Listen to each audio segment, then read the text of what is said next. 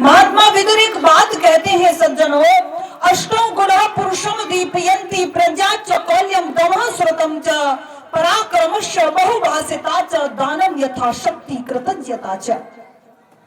विदुर कहते हैं कि जो व्यक्ति अपने जीवन को श्रेष्ठ, सफल, उन्नत बनाना चाहता है, अष्टो गुणः पुरुषम दीपयन्ति, जो अपने जीवन को प्रकाशित करना चाहता है, जिसका यश रूपी प्रकाश चारों दिशाओं में फैल जाए, जो ये चाहता है, तो विदुर जी कहते हैं उस व्यक्ति को ये 8 गुण अपने जीवन में अवश्य ही धारण कर लेने चाहिए। अच्छा जरा बताएं, कौन कौन आप हम सब में ऐसा है जिसे यश पसंद नहीं है, जिसे बदनामी पसंद है? अपनी जरा हाथ खड़ा करना। जिसे बदनामी पसंद हो और यश किस किस को पसंद है, जरा हाथ खड़ा करेंगे। यश कौन कौन चाहता है? भाई इतने आलसी मत बनो, थोड़ा हाथ तो खड़ा कर दो। किस किस को यश पसंद है? आप सबको यश पसंद है, और आपको ही नहीं, दुनिया में जितने भी मनुष्य हैं वो सब चाहते हैं कि दुनिया में मेरी पहचान बने और वो यश के रूप में बने। हालांकि पहचान तो बुरे व्यक्ति की भी बनती है, ऐसी बात नहीं है। पहचान जहां मर्यादा पुरुषोत्तम श्री राम की बनी, पहचान वहां रावण की भी बनी। लेकिन हम चाहते हैं हमारी पहचान वही हो जो मर्यादा पुरुषोत्तम श्री राम की रही है। हम रावण वाली पहचान बिल्कुल नहीं चाहते। हम चाहते हैं एक श्रेष्ठ व्यक्ति की पहचान। हम आतंकवादी, हम चोर डाकू वाली पहचान नहीं चाहते। तो विदुर कहते हैं ये 8 गुण आप अपने जीवन में धारण कर लो। ध्यान से सुनना, आपके काम की बात है। ध्यान से सुनेंगे तो आपको लाभ मिलेगा, नहीं सुनेंगे तो आप उस लाभ से वंचित हो जाओगे। विदुर कहते हैं उन 8 गुणों में सबसे पहला जो गुण है वो है प्रज्ञा। प्रज्ञा कहते हैं बुद्धि को। बुद्धि के विषय में महात्मा चाणक्य ने लिखा है, बुद्धि यस्य बलम तस्य निर्बुद्धे कुतो बलम। कहा कि जिसके पास बुद्धि बल है उसके पास सारे बल हैं, और जिसके पास बुद्धि बल नहीं है उसके पास कोई भी बल नहीं है। ऐसे उदाहरण गली गली, गांव गांव, शहर शहर आपको मिल जाएंगे। जिसके पास बुद्धि है वो सब कुछ कमा लेगा, और जिसके पास बुद्धि नहीं है वो सब कुछ गवा देगा। मान लीजिए किसी बच्चे ने बहुत गरीब सामान्य परिवार में जन्म लिया, लेकिन है वो विलक्षण बुद्धि का। वही बच्चा जब विलक्षण बुद्धि का है वो आगे चल करके, जैसे एपीजे अब्दुल कलाम के बारे में आप सब जानते होंगे, बहुत सामान्य परिवार में पैदा हुए। उसके बाद उन्होंने अपना ही नहीं बल्कि अपने कुल का, अपने गांव शहर का, अपने भारतवर्ष का नाम दुनिया तक रोशन कर दिया, पूरी दुनिया में। क्योंकि बुद्धि बल सबसे बड़ा बल है, और जिसके पास बुद्धि बल नहीं है वो अरबपति खरबपति के यहाँ पैदा हो जाए, वो कितना भी सुंदर हो, स्वस्थ हो, लेकिन उसका जीवन फिर भी पशु के समान ही व्यतीत होगा। इसीलिए चाणक्य कहते हैं कि बुद्धि का होना व्यक्ति के पास बहुत आवश्यक है। लेकिन साथ ही एक बात विचार कर लेना सज्जनों, बुद्धि तीव्र हो लेकिन दिशा गलत पकड़ ले तो भी विनाशकारी सिद्ध हो जाती है।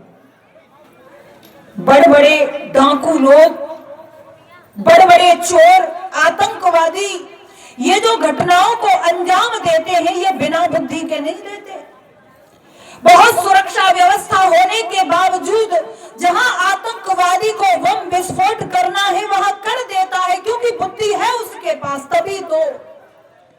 लेकिन जिसके पास बुद्धि पवित्र होगी वो इस प्रकार के गलत कार्य नहीं करेगा, वो परोपकार के कार्य करेगा।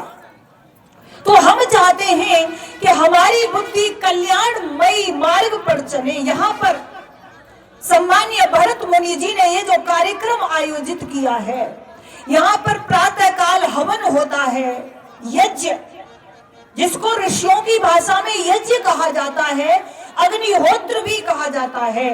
और इसे आप सामान्य भाषा में हवन भी कहते हो। ये पवित्र बुद्धि का ही तो लक्षण है।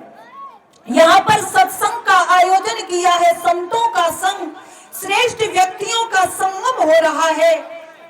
यहाँ से वेद मंत्र बोले जा रहे हैं, यहाँ से वेद प्रवचन आपको सुनाए जा रहे हैं।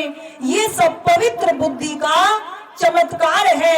जिनकी बुद्धि दूषित होती है वो शराब बेचा करते हैं, वो लोगों को शराब पिलाया करते हैं, और जिनकी बुद्धि पवित्र होती है वो वेद प्रवचन सुनते और सुनाया करते हैं।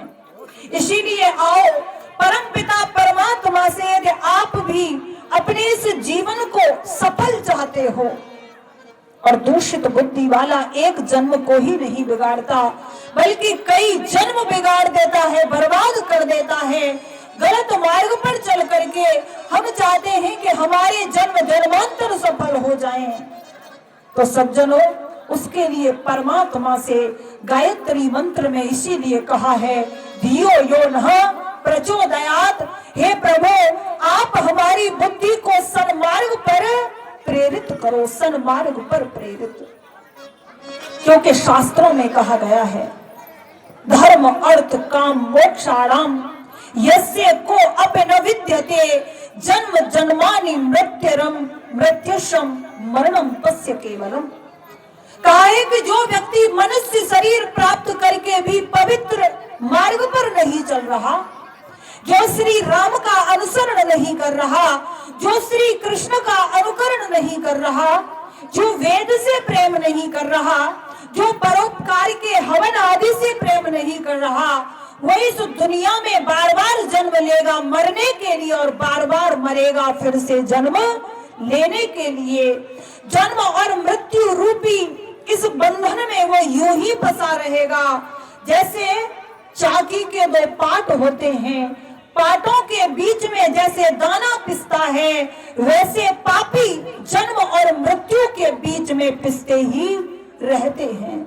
दूषित बुद्धि वाले सदियों से जीव भटकता पर चैन कहीं ना पाया, कई बार जिया मर मर के फिर भी ना जीना आया। इसीलिए कहा है, जिए मरे कई बार फिर भी जीना ना आया संसार में।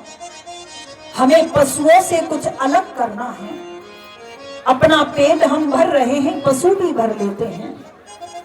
हम अपनी संतान का पालन कर रहे हैं, पशु भी अपनी संतान का पालन करते हैं। आखिर हम में और पशुओं में क्या अंतर है? बस यही अंतर है कि हम और आप सत्संग कर सकते हैं बैठ करके, हम और आप ध्यान कर सकते हैं, इतिहासों को पढ़ सकते हैं, श्री राम से श्री कृष्ण से सीख सकते हैं, लेकिन पशु ऐसा नहीं कर सकते। इसीलिए कहा है, जिए मरे